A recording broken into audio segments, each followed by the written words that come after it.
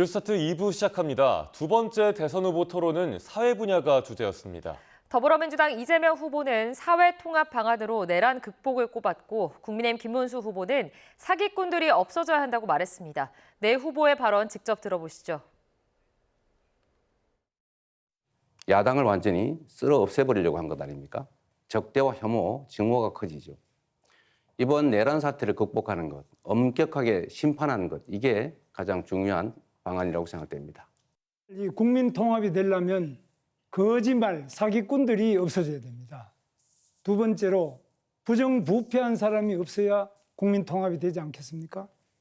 낡은 세대가 정치 일선에서 깔끔하게 물러나고 열린 세계에서 나고 자란 세대가 전면에 나설 때입니다. 정치 교체가 시대 교체의 출발점입니다. 부정선거 망령에 벗어나지 못하는 윤석열 극우 내란 세력, 진실을 망상으로 덮어버리려는 음모론, 이것부터 척결하는 것이 사회 통합의 시작입니다. 더불어민주당 이재명 대선 후보와 국민의힘 김문수 후보는 2차 TV토론 초반부터 날카롭게 대립했습니다. 특히 형수에 대한 욕설과 소방관 갑질 의혹 등 과거 행위들을 놓고 상대방의 도덕성을 공격했습니다. 토론 내용 직접 들어보시죠. 지도자가 되고 또 국민 통합을 하려면 가정에서부터 좀 통합이 돼야 안 됩니까? 근데 이재명 후보는 아시다시피 지금 자기 형님, 친형님 제가 만났습니다. 저를 하도 보자 그래서 만났는데 그때 정신병원에 하도 보내려고 그러고 이러니까 했는데 이 형님을 바로 이 성남시장으로서 정신병원에 강제 입원시키려고 하다가 그것 때문에 형수님하고 욕을 하고 다투고 이렇게 된 거 아닙니까? 이래서 어떻게 그러면 앞으로 국민 교육을 하고 어떻게 그러면 지도자가 돼서 가정도 제대로 못하는데 어떻게 나라를 통합시킬 수 있겠습니까? 그 점은 제 소양이 부족, 또 수양이 부족으로 제가 사과 말씀을 다시 드립니다. 그러나 김문수 후보는 이런 말을 할 자격이 없죠. 이건 우리 집안 내의 내밀한 사적 문제인데 굳이 따지자면 본인은 갑질을 하지 않습니까? 그 소방관한테 전화해서 나 김문수인데 뭐 어쩌라는 거예요? 그렇게 권력을 남용하면 안 된다는 말씀을 드리면서 한편 더불어민주당 이재명 후보와 개혁신당 이준석 후보 사이의 공방도 치열했습니다. 1차 때는 주로 이준석 후보가 이재명 후보를 공격하는 모양새였는데요. 이번에는 조금 달랐습니다. 직접 들어보시죠. 계엄 해제하는 거 정말로 중요했는데 12월 4일 날 새벽에 12월 4일 3일 밤이죠.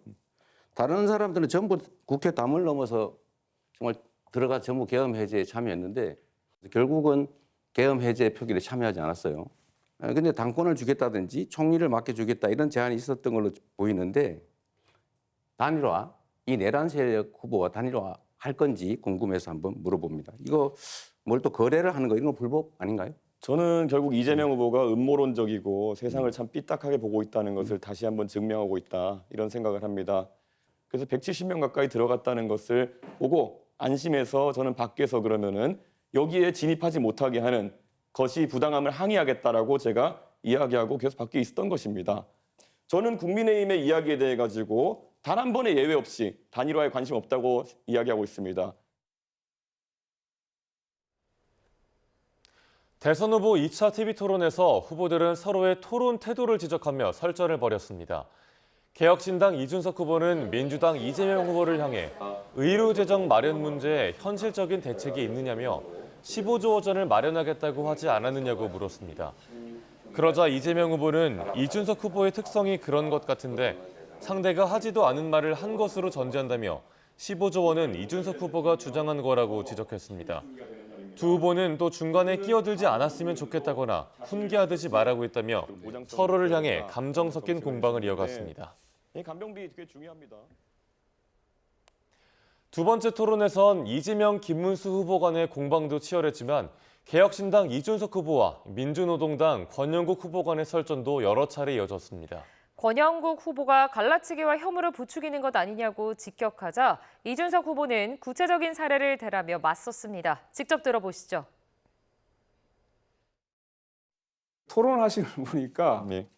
그동안 이 남녀 갈라치기, 장애인 혐오, 차별금지법 반대 이런 걸 가지고 분열을 자꾸 부추겨 있는 것 같아요. 우선 저에게 혐오라는 낙인을 찍으시려면요. 혐오의 정의에 따라서 제가 무엇을 잘못했는지를 구체적으로 말씀해 주셔야 그것이 아마 국민들께 와닿을 겁니다. 네네. 장애인 시위에 대해서도 주로 왜 일어났는지 이야기하는 것이 아니라 주로 그 결과에 대해서 비난을 했던 것 같고요. 제가 행위에 대해서 그리고 지적을 했기 때문인데 주로 이대남의 얘기를 주로 하시는 것 같아요. 이대남의 얘기한 구체적인 사례가 있습니까? 자, 요거 한번 묻고 넘어가겠습니다. 그러니까 상대를 비난할 때 자. 느낌적 느낌으로 넌 이런 사람이야 단정 짓는 게 예전에 민주노동당이나 그래서 아까- 정의당을 보고 빨갱이 아니냐 했던 것과 동일한 얘기거든요. 잠깐만요. 더불어민주당 이재명 대선 후보가 2차 TV 토론에선 국가 미래 비전 얘기보다 비방이나 근거 없는 헐뜯기가 늘어난 것 같다고 평가했습니다. 이 후보는 토론회를 마친 뒤 기자들과 만나 상대방의 발언을 의도와 다르게 단정하거나 전제를 바꿔서 이야기하는 등 왜곡을 하면 토론하기가 쉽지 않다고 비판했습니다. 국민의힘 김문수 후보는 민주당 이재명 후보가 워낙 많은 문제가 있다 보니 쏘는 대로 다 명중이었다고 평가했습니다. 개혁신당 이준석 후보와의 단일화 문제는 매우 유동성이 크고 다이나믹한 게 정치고 오늘의 원수가 내일의 동지가 되기도 한다며 가능성을 열어놨습니다. 개혁신당 이준석 대선 후보는 기고만장한 민주당 이재명 후보를 상대하기 위해선 송곳같이 질문하고 거짓 답변을 짚어낼 수 있는 자신이 최적화된 사람이라고 강조했습니다. 이 후보는 2차 TV 토론을 마친 뒤 기자들과 만나 이재명 후보는 자꾸 자신을 친중으로 몰려한다는 피해망상이 쌓여있는 것 같다고 주장했습니다. 민주노동당 권영국 후보는 아쉬움이 많이 남는 토론이었다며 민생이나 기후위기 등은 관심 밖의 이야기처럼 이야기하는 후보들이 대부분이었다고 비판했습니다.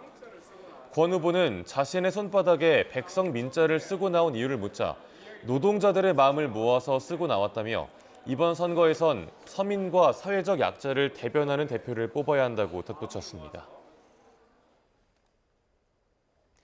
22일간의 대선 레이스가 이제 후반전에 접어들면서 선거 캠프 사이의 전략 싸움도 갈수록 치열해지고 있습니다. 거대 양당이 상대 후보의 리스크를 자극하며 지지층 결집에 나선 가운데 개혁신당은 대안 세력을 바라는 유권자의 표심을 공략하고 있습니다. 나혜인 기자가 전해드립니다. 민주당은 선거 전 막판 진영 결집은 낯설지 않은 공식이라며 결국 각 후보의 득표율은 정당 지지율에 가깝게 수렴할 거라고 내다봤습니다. 초반 대세론, 낙관론에 안주해 오히려 이재명 후보 지지층이 투표장에 안 나올 가능성을 경계하며 투표율 재고 총력전에 나섰습니다. 이번 대선을 왜 치르게 됐는지 내란 세력과 헌정 수호 세력의 대결 구도를 거듭 부각하며 마지막까지 낮은 자세로 임하겠다고 강조했습니다. 남은 열흘이 대한민국의 미래를 결정한다는 겸손하고 절박하고 간절한 마음으로 투표 참여를 호소드리겠다는 말씀드립니다. 하루 1%포인트씩 추격전을 예고했던 국민의힘은 사전 투표일 전에 지지율 역전을 뜻하는 골든 크로스가 일어날 거라고 기대했습니다. 후보 선출 과정의 내홍을 털고 전통적 지지 기반인 영남을 중심으로 빠르게 지지층이 결집하고 있고 상승세가 전국으로 확산하고 있다고 주장했습니다. 남은 기간 반 이재명 공세로 부동층 표심까지 끌어모으겠다는 계산인데 특히 김문수 후보가 도지사를 지낸 경기도를 전략 지역으로 꼽았습니다. 결국 김문수 후보의 차별화된 인성, 검증된 능력, 분명한 비전이 승리를 만들어낼 것입니다. 최근 이준석 후보의 두 자릿수 지지율에 고무된 개혁신당은 지난 총선 당시 동탄 지역구에서 연출한 3자구도 역전극을 꿈꾸고 있습니다. 김문수론 이재명을 이길 수 없다며 확장성과 대안 후보론을 동시에 내세웠습니다. 2030이 그러면 김문수 후보를 지지할 것이냐? 저는 안 한다고 봅니다. 그다음에 반대로 이준석 후보한테는 그러면 6070이 지지를 할 것이냐? 저는 할 수 있다고 봅니다. 남은 기간 표를 지켜야 하는 민주당은 돌발 변수를 만들지 않는 데 주력할 것으로 보입니다. 반면 표를 모으려는 국민의힘과 뺏으려는 개혁신당에겐 선거 판도를 흔들 반전의 계기가 절실한 상황입니다. YTN 나힌입니다. 개혁신당 이준석 후보가 범보수 단일화에 거듭 선을 긋긴 했지만 대선 레이스가 후반전에 접어들면서 관심은 수그러들지 않고 있습니다. 특히 최근 보수 진영 두 후보의 합산 지지율과 민주당 이재명 후보 지지율 격차가 좁혀졌다는 분석 속에 단일화가 막판 변수로 떠오른 모습입니다. 박정현 기자입니다. 김해 봉하마을을 찾은 개혁신당 이준석 후보는 3당 합당을 거부했던 고 노무현 전 대통령을 본받고 싶다고 밝혔습니다. 3당 합당을 하자는 주변의 이야기가 있을 때 주먹을 불끈 쥐고 이의 있습니다라고 외치던 그 모습과 닮은 정치를 하고 싶습니다. 하루 전 끝까지 개혁신당 이준석의 이름으로 승리하겠다며 선언한 데 이어 다시 한번 국민의힘과 단일화의 거부 의사를 분명히 한 겁니다. 이 후보의 거듭된 의지 표명과 별개로 국민의힘은 단일화를 전제로 이 후보의 요직을 맡기겠다는 등 공동정부를 제안하며 기대의 끈을 놓지 않는 분위기입니다.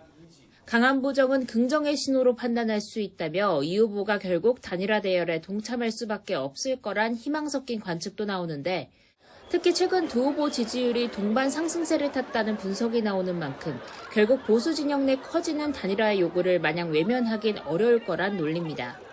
다만 이 후보를 계속 체근하기보단 김 후보 자체 지지율을 높여 단일화 명분을 키우겠다는 게 국민의힘 구상입니다.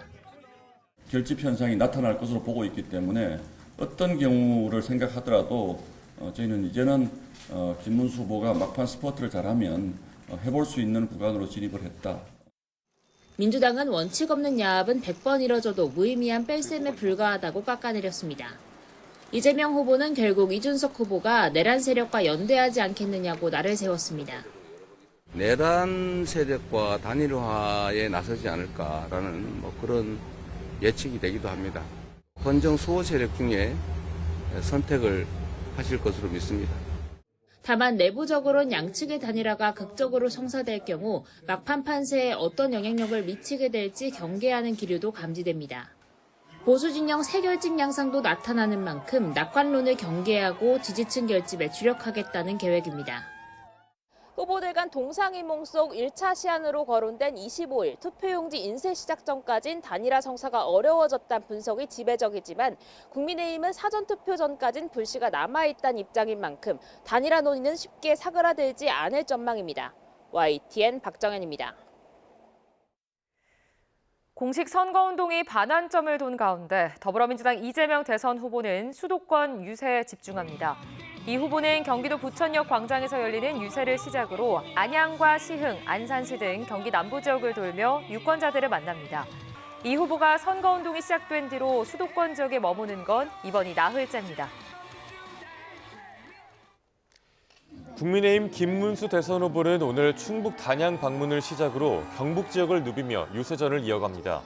김 후보는 영주시와 안동, 상주 등을 거쳐 김천에서 선거운동을 펼칩니다.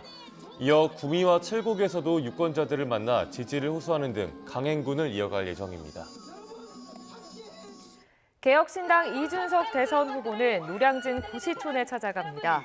평일 진행하던 대학교 학식 행사의 연장선으로 보이는데 청년들을 격려한 뒤엔 방송 출연을 하고 오후엔 경기 남부로 이동합니다. 이 후보는 경기 수원과 성남 등을 돌며 현장 유세를 이어갈 예정입니다.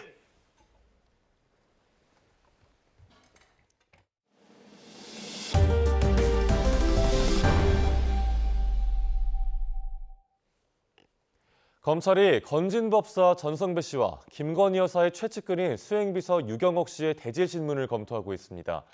샤넬 가방에 더해 다이아몬드 목걸이 전달 과정에도 유 씨가 관여했는지 조사할 걸로 보입니다. 임혜진 기자가 보도합니다. 검찰이 이르면 이번 주말 김건희 여사 최측근인 수행비서 유경옥 씨를 재소환할 것으로 보입니다. 앞서 검찰은 통일교 전 세계본부장 윤모 씨가 건진법사 전성배 씨에게 전달한 샤넬 가방들을 유 씨가 다른 제품으로 교환한 사실을 확인했습니다. 이와 관련해 전 씨와 유 씨 모두 김 여사 모르게 한 일이라고 주장하고 있습니다.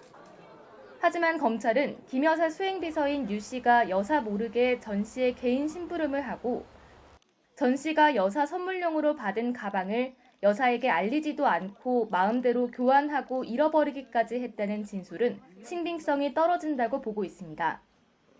전 씨는 검찰에 통일교 전 간부에게 받은 물건을 전부 잃어버렸다고 주장하다 샤넬 가방 교환 기록이 나오자 유 씨에게 전달한 건 맞다며 말을 바꿨습니다. 검찰은 전 씨와 유 씨가 말을 맞췄을 수 있다고 보고 대질 신문을 검토하고 있습니다. 앞서 최재형 목사가 김 여사에게 디올백을 건넬 때도 유 씨가 함께했던 만큼 검찰은 목걸이 전달 과정에도 유 씨가 개입했을 가능성을 의심하고 있습니다. 검찰이 김 여사와 수행비서들의 자택을 압수수색하는 등 전방위적인 수사를 하고 있지만 6천만 원 상당의 목걸이와 샤넬백 2개의 행방은 아직 묘연합니다. 수사가 건진법사와 통일교를 거쳐 김 여사에게로 향하는 가운데 검찰은 선물의 실물을 찾는 데 주력할 것으로 보입니다. 이런 가운데 검찰은 유 씨에 이어 조모 씨와 정모 씨 등 김 여사의 다른 비서관들에 대해서도 출국 금지를 검토하고 있습니다. YTN 임혜진입니다. 서울 길동에 있는 청과물 가게 앞에서 승용차가 행인을 덮쳐 10여 명이 다쳤습니다. 60대 운전자는 급발진을 주장하고 있는 걸로 파악됐습니다. 보도에 박희재 기자입니다. 서울 길동의 한 청과물 매대 앞입니다. 회색 승용차 한 대가 돌진하더니 장을 보던 손님들을 들이받습니다. 저녁 7시쯤 서울 길동에 있는 복조리 시장 인근 도로가 삽시간에 아수라장이 됐습니다.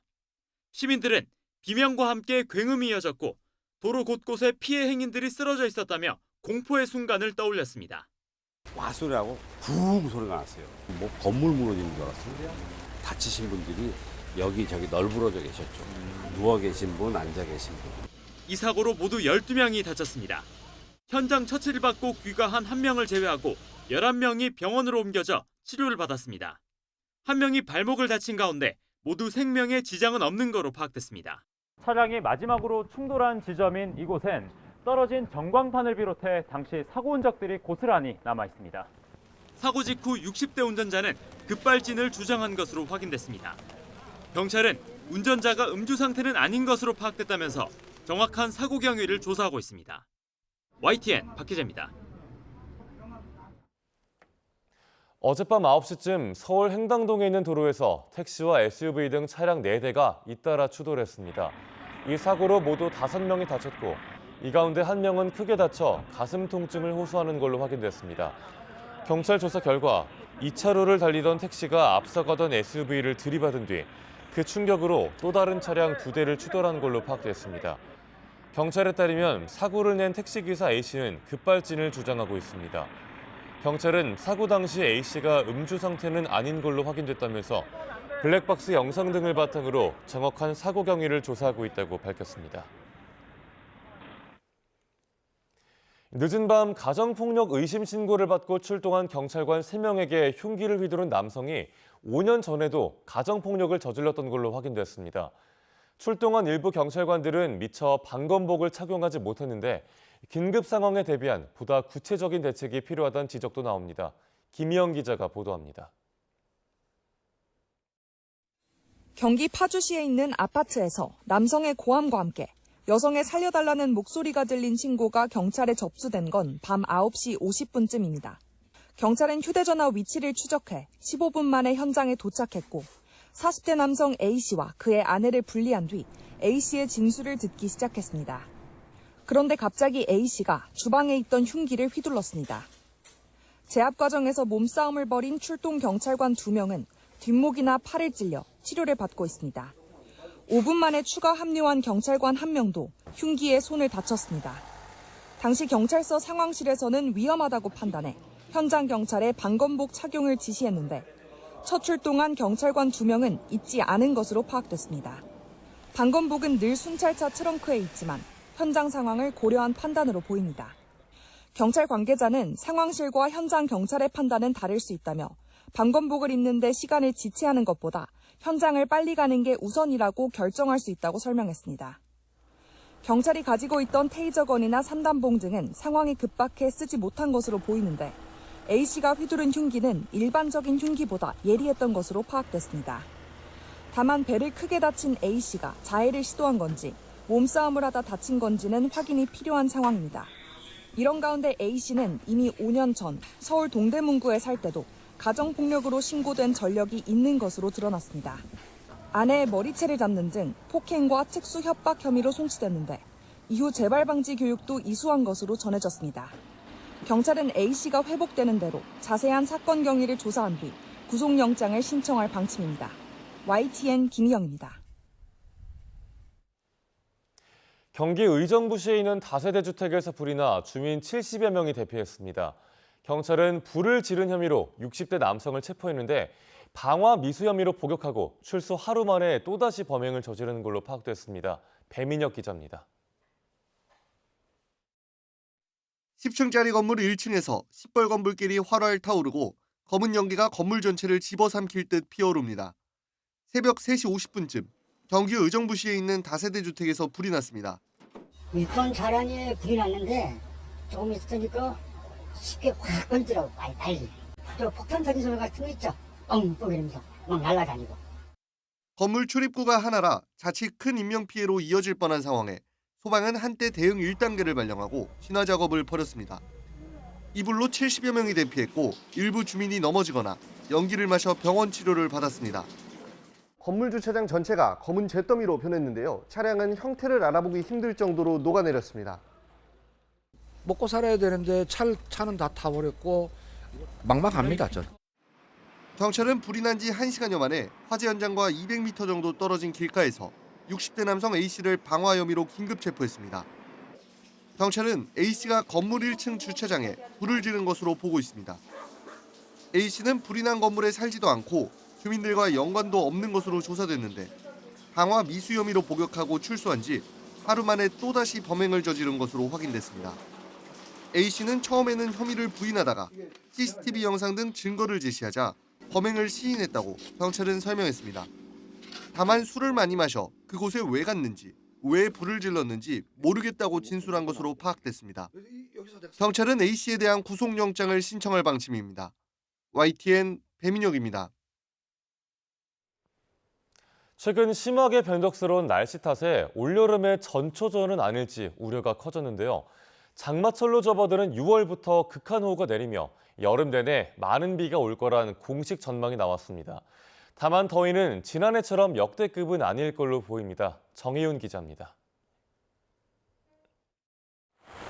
시간당 70mm가 넘는 극한 호우에 이어 35도를 넘는 폭염까지 최근 계절의 시계는 봄에서 한여름까지 2달 이상을 넘나들었습니다. 한반도 남쪽 해상에서는 덥고 습한 바람이 불며 기온을 크게 끌어올렸고 북쪽에서는 찬 공기가 유입돼 대기 불안정으로 비구름이 강해진 겁니다. 이런 현상은 올여름 날씨에서도 비슷하게 나타날 것으로 예상됩니다. 상층의 찬 공기랑 세고 빠르게 올라오는 북태평양 고기압하고 대치가 좀 잦아지면서 성질이 다른 두 공기 덩어리가 만날 때 보통 비가 많이 내리거든요. 그래서 우리나라 집중호우 강도도 세지고 지구온난화 속의 폭우도 강해지는 그런. 기상청은 여름 초반부터 많은 비가 내리겠다고 예고했습니다. 올여름 내내 예년보다 더운 날씨 속에 장마가 시작하는 6월부터 예년보다 많은 비가 내린다는 겁니다. 7월과 8월은 예년과 비슷한 강수를 전망했지만 워낙 비의 양이 많은 시기라 결국 여름 석 달 내내 집중호우 대비가 필요한 셈입니다. 6월은 대체로 비가 많을 경향을 보이고 있습니다. 7월과 8월은 여름철, 특히 우리나라에 있어서는 아주 가장 비가 많이 오는 달이기도 하기 때문에 저희가 비슷하다고 하더라도 언제든지 재해가 발생할 수 있는 큰 비가 온다는 것을. 최근 여러 차례 언급된 여름철 역대급 폭염 우려에 대해 기상청은 지난해처럼 최고 기록을 경신하는 더위는 아닐 거라고 설명했습니다. 작년과 비교했을 때 올해는 전지구의 해수면 온도가 좀 낮은 편입니다. 작년 같은 경우에는 해수면 온도의 높은 거에 엘니뇨가 쇠퇴하면서 영향이 좀 계속 미쳤습니다. 지금 해수면의 온도가 작년하고 다르기 때문에. 다만 기상청과 전문가 모두 지난해 시간당 100mm에 달하는 물폭탄이 16차례나 쏟아진 가운데 올해도 이례적 집중호우는 언제든 가능성이 있다고 분석했습니다.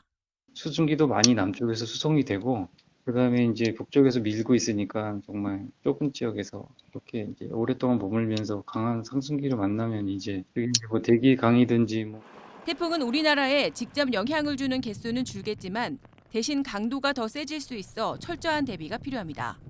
YTN 정혜윤입니다.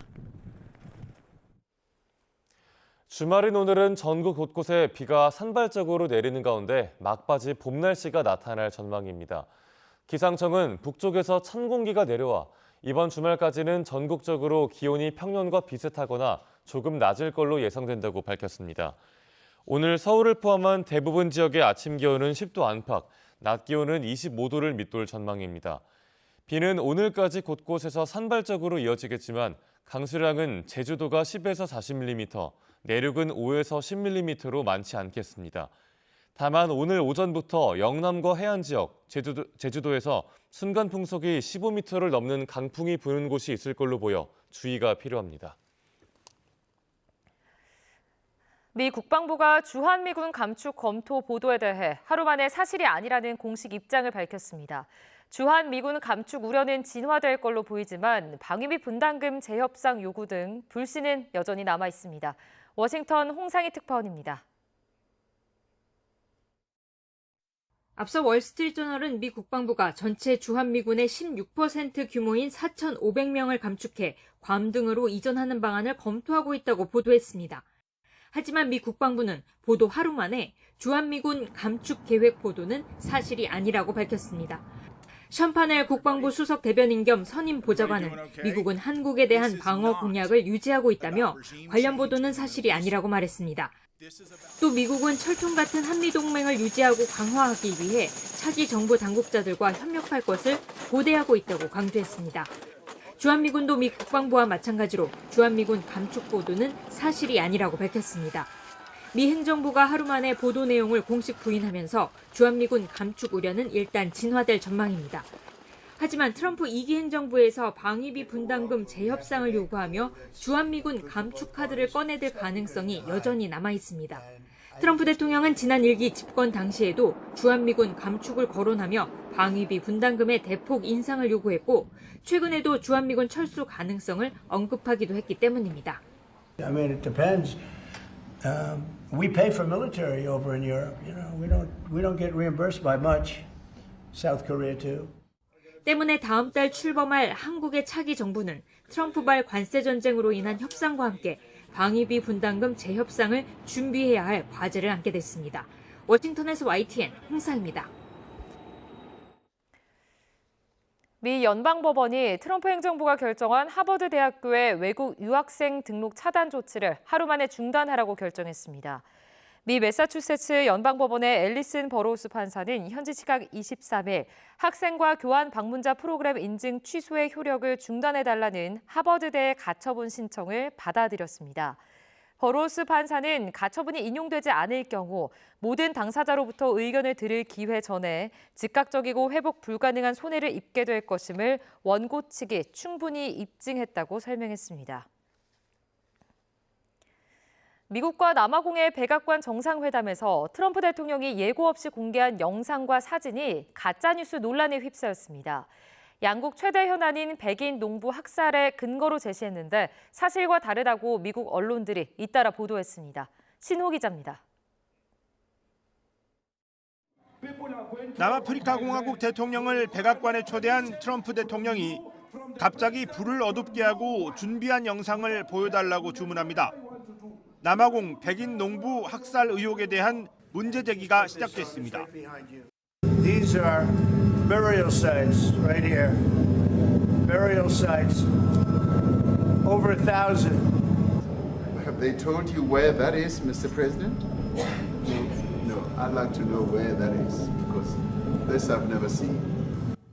뉴욕타임스가 팩트 체크해봤더니 그곳은 묘지가 아니고 백인 농부 부부 피살 사건의 추모 행진 장면이었다고 합니다. 도로 옆 십자가들도 지금은 현장에 없다면서 사실이 아니라고 신문은 전했습니다. 트럼프는 블로그 글을 출력한 것으로 보이는 A4 종이도 잔뜩 준비했는데 여기 나온 사진 한 장을 보여주면서 남아공에서 살해된 백인 농부들이라고 주장했습니다. These are all white farmers that are being buried.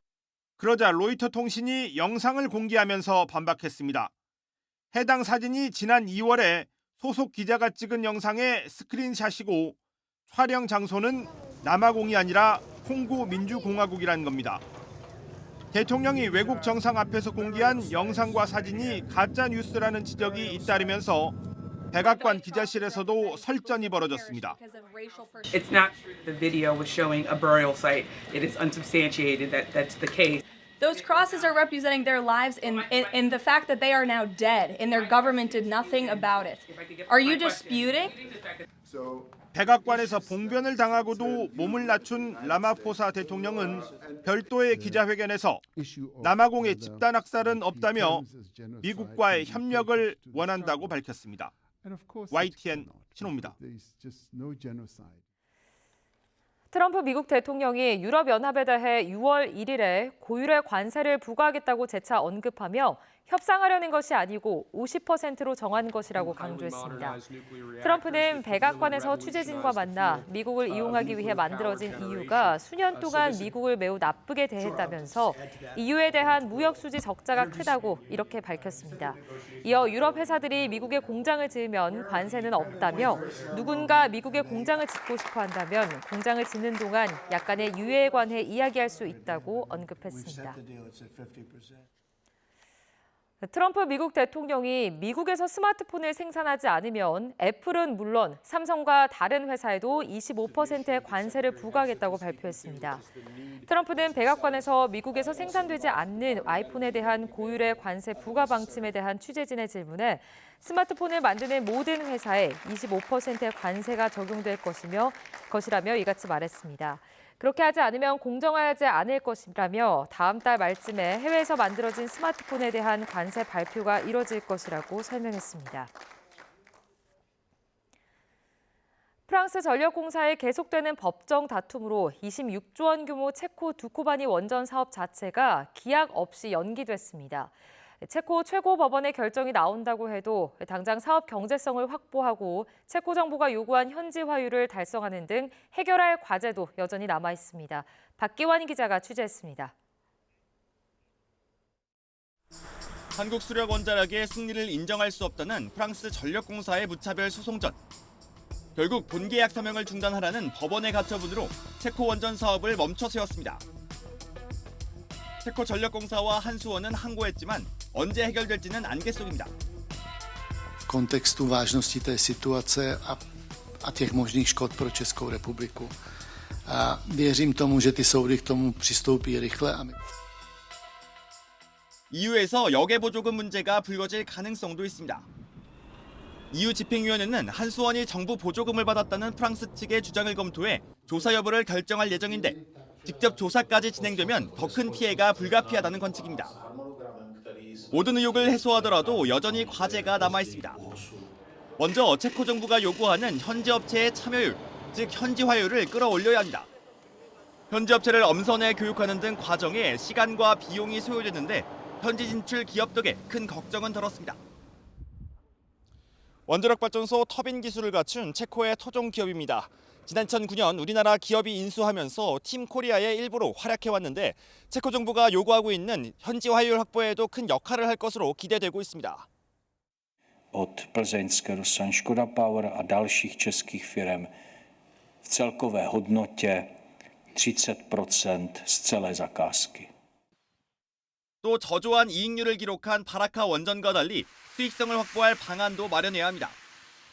낮은 공급가와 예산 준수 원칙을 지키면서 비용 절감과 원전 유지 보수 사업 등을 통해 경제성을 얻을 수 있을 것으로 보입니다. 각종 리스크를 다 해칭하는 그 돈으로 해칭하는 방법을 다 동원했고 체코 전력공사하고도 어떻게 그거를 다시 둘이 나눌 수 있는가 이런 것조차도 한국이 글로벌 원전 르네상스를 맞아 우뚝 설 수 있을지는 체코 원전에 남겨진 과제를 어떻게 해결하느냐에 달렸습니다. YTN 박견입니다.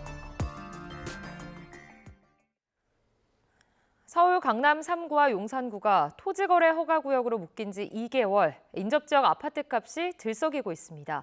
한강벨트인 성동구와 마포구 등의 상승세가 두드러지고 있고 과천시의 집값도 오르면서 풍선 효과가 현실로 나타나고 있습니다. 최도희 기자가 둘러봤습니다. 서울 성동구의 한 대단지 아파트, 지난달 전용 면적 59제곱미터가 16억 9,700만 원에 거래돼 신고가를 기록했습니다. 올해 들어 1억 원 넘게 오른 건데 같은 평형의 호가는 신고가보다 높은 수준에 형성돼 있습니다. 17억에서 17억 5천 사이 나와 있어요. 거래는 17억까지만 거래됐고 지금도 찾는 분들이 계시는데 마땅한 매물은 없어요. 토허제 확대 재지정으로 풍선 효과가 나타날 것으로 우려됐던 성동구의 경우 금호, 옥수 등 대단지 아파트 위주로 신고가가 쏟아지고 있습니다. 서울 아파트값은 16주 연속 상승세를 이어가는 가운데 상승폭이 커졌습니다. 강남 3구가 가장 많이 뛰었고 한강벨트인 이곳 성동을 비롯해 재건축 추진단지가 많은 양천 등도 서울 평균 상승폭을 웃돌았습니다. 올해 누적 상승률을 살펴봤더니 한강벨트인 성동 마포구의 경우 강남 3구에는 미치지 못했지만 강남 3구와 함께 토허제로 묶인 용산구를 앞섰습니다. 토허제를 피한 투자 수요가 비강남권 인기 지역으로 몰리면서 풍선 효과가 나타나고 있는 것으로 풀이됩니다. 수요 쏠림으로 이들 지역의 아파트 값이 급등하면 가격에 대한 부담감으로 인해 인접 지역으로 가격 상승세가 옮겨갈 가능성도 점쳐집니다. 이 지역들의 가격 급등세로 인해서 인접 지역인 서대문이나 광진구, 중구 이 지역으로도 가격 상승세의 파급 효과가 나타날 수 있다라고 봐야 되는 거죠. 풍선 효과는 강남과 가까운 경기권으로도 번지는 분위기인데 과천시 아파트 값은 올해 들어 강남 3구보다 더 가파르게 올랐습니다. YTN 최두입니다. 영화 블랙팬서로 유명한 라이언 쿠글러 감독이 뱀파이어 소재 공포 영화로 돌아왔습니다. 일본 애니의 거장 미야자키 하야오의 다큐멘터리도 관객들과 만납니다. 다음 주 개봉 영화 김승환 기자가 소개해드립니다. You keep dancing with the devil. One day he's gonna follow you home. 흑인 차별이 존재하는 1930년대 갱단 출신 쌍둥이 형제가 뱀파이어와 맞닥뜨리면서 벌어지는 공포 이야기입니다. 블랙팬서 쿠글러 감독이 메가폰을 잡아 페르소나로 불리는 마이클 B. 조던과 다시 한번 의기투합했습니다. It's definitely like an ensemble piece, and I needed the best people for this. And this was one of those movies where everybody said yes. It wouldn't have worked without these performances. You can't hide from me. I'll never, ever stop coming. CIA 최고 요원들이 잇따라 사라지는 의문의 사건. 동료들을 추적하면서 거대한 음모와 맞서는 긴장감 넘치는 이야기가 펼쳐집니다. 전직 FBI 요원 출신 작가의 동명소설을 원작으로 한 작품입니다. 일본 애니의 거장 미야자키 하야오의 작품 세계를 다룬 다큐멘터리입니다. 인간, 세상, 자연에 대한 고민과 가치관이 어떻게 작품 속에 녹아들어가는지 보여줍니다. 붓 하나, 색 한 겹에 배어있는 지브리의 섬세한 숨결을 탄생시킨 거장의 삶과 작품을 이야기합니다. YTN 김승환입니다.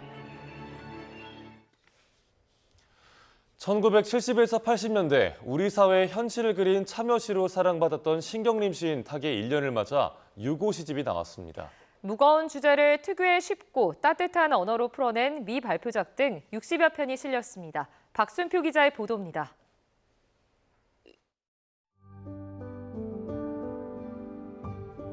모든 생명과 삶에는 끝이 있다는 것을 따뜻하고 담담하게 이야기합니다. 노년의 고단한 삶을 돌아보며 지나온 길에서 문득 아름다움을 발견합니다. 여든을 훨씬 넘겼고 병마에도 시달렸지만 시인의 유작 60편은 여전히 단단하고 흐트러지지 않았습니다. 어려운 주제를 쉬운 언어로 풀어내는 방식도 그대로입니다.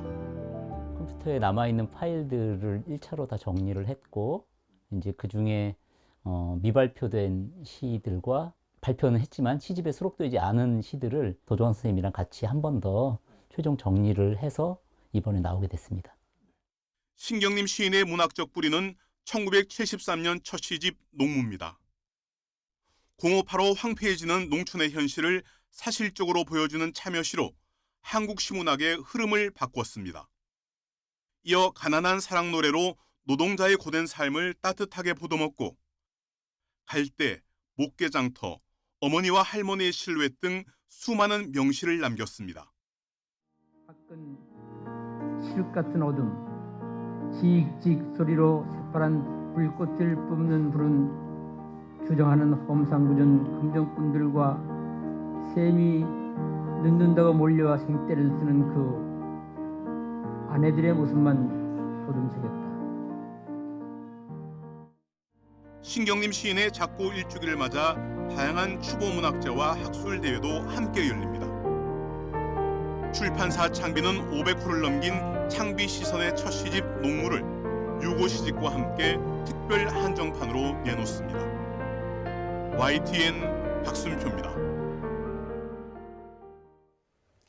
요즘 지역 소멸과 의료시설 부족 현상이 맞물리면서 각 지방자치단체의 고민이 큽니다. 전북 정읍에도 늦은 밤 아이가 아프면 그동안 갈 병원이 없었는데 이번엔 새로 생겼다고 합니다.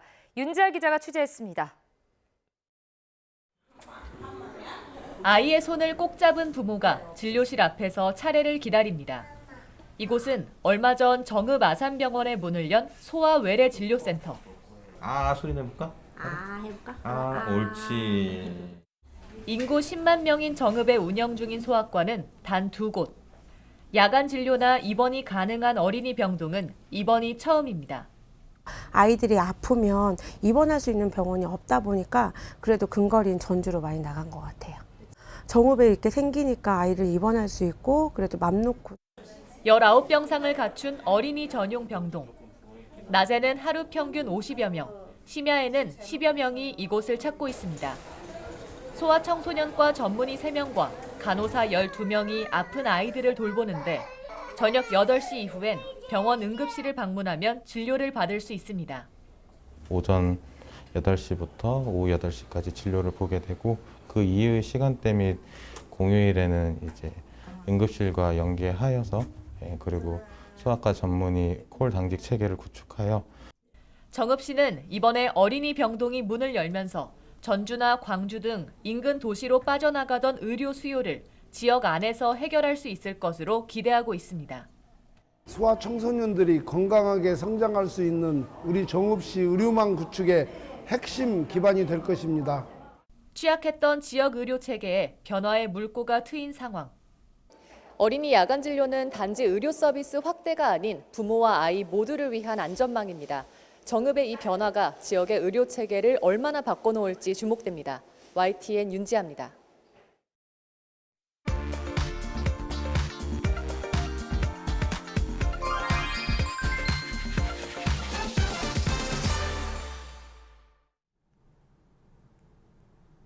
현재 곳곳으로는 비가 내리고 있습니다. 다행히 오후쯤에는 대부분 지역에서 비가 잦아든다고 하는데요. 예보된 비의 양도 많은 편은 아니라서 곳곳으로 열리는 행사나 축제들을 즐기기에 무리는 없을 듯 싶은데요. 이 때문에 이번 주말 교통량 또한 최근 4주 대비 증가하면서 토요일과 일요일 모두 증가하겠습니다. 이른 아침 시간대 운전대를 잡으시는 분들 계시다면 기상 상황에 더 신경 써주시기 바랍니다. 비가 내리면서 이렇게 노면이 젖어 있는데요. 혹시 모를 미끄럼 사고에 대비해서 천천히 움직여 주셔야겠고요. 이뿐만 아니라 안개 구간에도 주의가 필요하겠습니다. 곳곳 안개 때문에 시야 확보가 답답해 보이는 만큼 안개등 활용 적극적으로 해주시기 바랍니다. 현재 고속도로 정체 자체는 강원권으로 가는 길들 위주로 어려워지고 있습니다. 먼저 60번 서울 양양선은 양양 방향으로 화도 일대에서 차들이 많아지고 있고요. 이뿐만 아니라 52번 광주 원주선 원주 쪽으로도 초월터널을 앞두고 속도감이 뚝 떨어지고 있습니다. 15번 서해안고속도로 목포 방향 서평택 부근 갓길엔 고장차가 있어서 전방 주시 잘 챙겨주시고요. 주말에는 공휴일에 경부선 신탄진과 한남대교 남단 사이로 7시부터 버스 전용 차로제가 시행 중이니까 주의해 주셔야겠고요. 교통량 자체는 서초 부근에서 양방향 짧게만 이어지고 있습니다. 빗길 감속 운전 잊지 마시고요. 고속도로 교통방송이었습니다.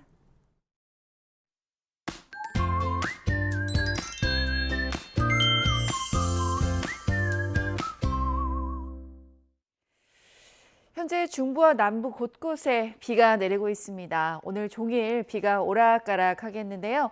비의 양은 5에서 10mm 정도로 예상됩니다. 중부와 제주도는 오후까지, 남부지방은 밤까지 비가 오락가락 하겠는데요.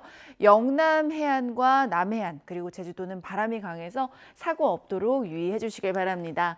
비가 내리면서 낮에도 선선하겠습니다. 오늘 서울의 낮 기온은 20도, 대구가 17도에 머물면서 이맘때보다 5도에서 10도가량 기온이 낮아질 것으로 보입니다. 현재 기온 살펴봅니다. 서울이 13.1도, 춘천 12.1도, 대구가 15.6도고요. 낮 기온은 서울이 20도, 세종 17도, 전주 20도로 예상되고 있습니다. 내일은 맑고 따뜻하겠고요. 강원도와 경북 북부 지방에만 소나기 예보가 들어 있습니다. 날씨였습니다. 뉴스타트 2부 마칩니다. 잠시 후 3부가 이어집니다. 함께해 주신 여러분 고맙습니다.